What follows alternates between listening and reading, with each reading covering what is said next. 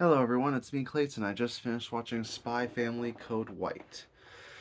Now, the Spy Family franchise is one of many anime franchises that I happen to be a big fan of.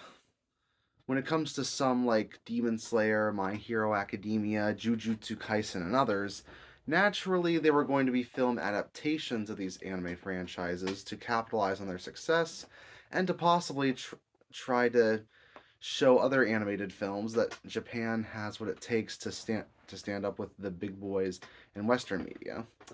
So, Spy Family Code White has a storyline that doesn't really impact the actual manga story or the anime story that much, but it does deliver a pretty cool film filled with action, comedy, romance, drama, all the stuff you'd expect from the anime franchise. So let's get to the story, shall we? The story revolves around Loid Forger, Anya Forger, and Yor Forger, the the father, the mother, and the daughter of the fake family of the Forgers that has been formed to in order to preserve world peace when the countries of Ostania and Westalis are caught up in a conflict that could threaten the very peace of the entire nation they're in. And part of this operation that Lloyd Forger is in, Operation Strix, regar- revolves around him helping Anya to get 8 Stellas in order to enter some kind of meeting with Donovan Desmond, a dangerous politician who is who happens to be the father of one of the kids at the school that Anya's at. And at at school, Anya finds out that there's a cooking contest that could earn her a Stella. So Lloyd decides to take Anya over to a town that has a special dessert that is the favorite of the principal of her school.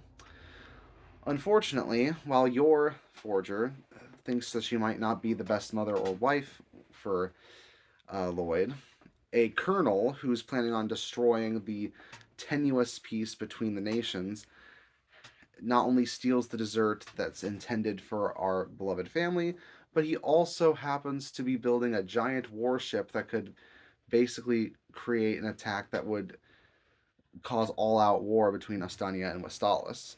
So, as Loid, Yor, and Anya try to find the ingredients to the dessert to help Anya get her Stella, they also end up on the warship and they have to prevent the evil colonel from messing up what little tenuous piece there is left in the nation. So that's all I'll say about the story. The story definitely has a lot of the misunderstandings and the crazy scenarios that defines the anime, but it also happens to have some of the best animation that I've seen from the series to date. Granted, that should be no surprise given that this is given a movie budget, and both Studio Wit and Cloverworks, the studios that work on the series, have shown that they can make the use of a movie budget quite well, but I was still surprised by how good some of the action scenes in the film were, such as Yor fighting against essentially a Wolfenstein boss, or Lloyd using his disguise moves to their ultimate extreme. Heck, Anya's some of Anya's imagination spots end up having some of the most creative uses of toilet humor that I've seen in my life. And given how often that kind of humor falls flat for me, that's really saying something when the animators let their creativity enhance what would otherwise be pretty lowbrow jokes. But even when Spy Family gets lowbrow, it still somehow feels charming despite or even because of it.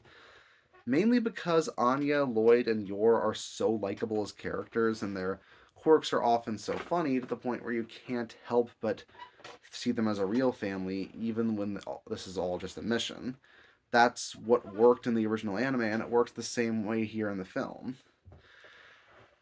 The jokes definitely don't fall flat. The animation enhances every single action scene and every dramatic scene quite well.